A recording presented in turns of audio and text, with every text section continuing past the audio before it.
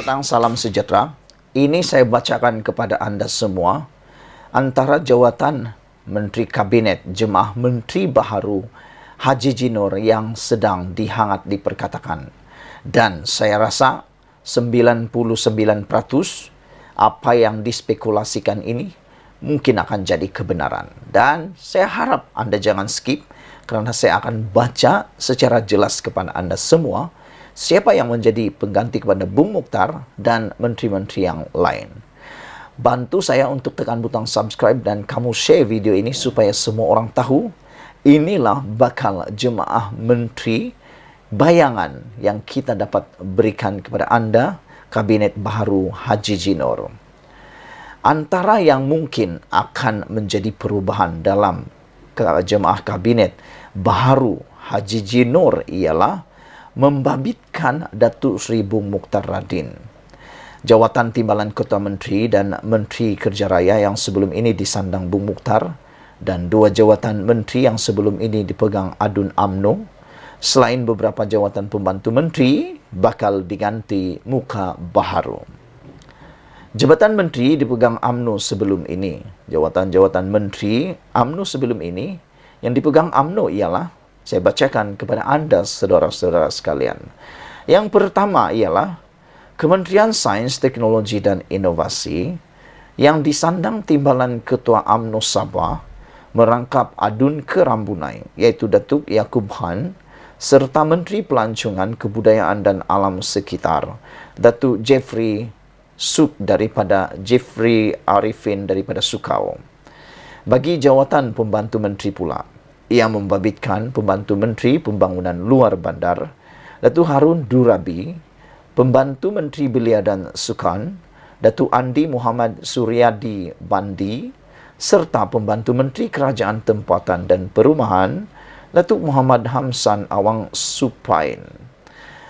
Difahamkan beberapa Adun UMNO kekal memegang jawatan, iaitu antaranya Menteri Pembangunan Masyarakat dan Kesejahteraan Rakyat Datuk Insinyur Sahilmi Yahya, Pembantu Menteri Kewangan Datuk Jasni Daya serta Pembantu Menteri Pertanian dan Perikanan Datuk James Ratim.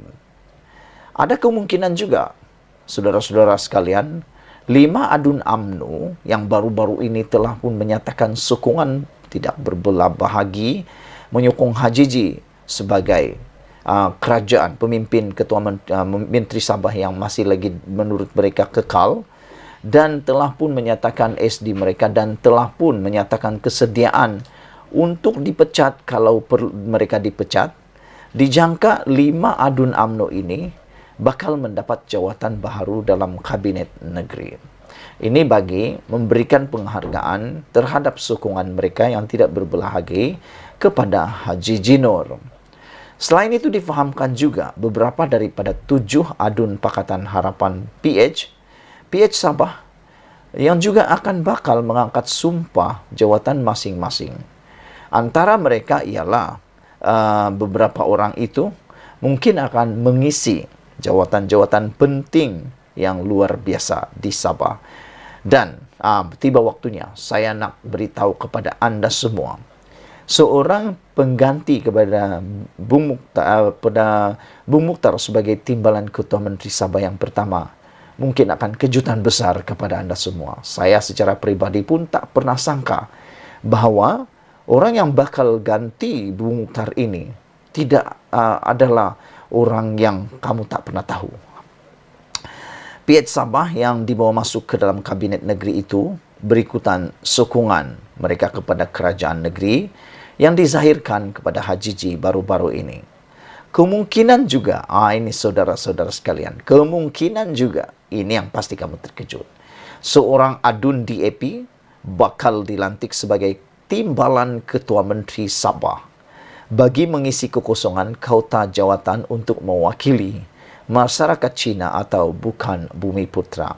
Saya secara pribadi, saya sokong kalau betul-betul Adun DAP ini menjadi Timbalan Ketua Menteri Sabah bagi mewakili masyarakat Cina atau bukan Bumi Putra. Kerana timbalan Ketua Menteri kita yang kedua atau timbalan Ketua Menteri kita yang kedua, dan kita ada 2 orang timbalan Ketua Menteri. Yang pertama mewakili Bumiputra, yang satu lagi mewakili bukan Bumiputra. Ini sangat baik bagi menjaga kepentingan kaum-kaum yang lain. Inilah masanya kita mau perlihatkan bahawa negeri Sabah ini perlu menjadi ikutan kepada negeri-negeri lain kerana kita mempunyai cara hidup rakyat yang lebih majmuk dan luar biasa hebatnya. Saudara-saudara, jadi kalau benar timbalan Ketua Menteri ini daripada DAP, maka kerugianlah Bung Mukhtar Radin yang dikejar tak dapat, yang digendong berciciran. Adakah anda juga setuju dengan apa yang dicadangkan oleh penulis ini? Ketika ini, DAP mempunyai 4 adun, iaitu Datuk Frankie Puan, Tanjung Papat, Pong Jin Ze Luyang, Tan Li Fat Likas dan Janila Simbang dari Kepayan.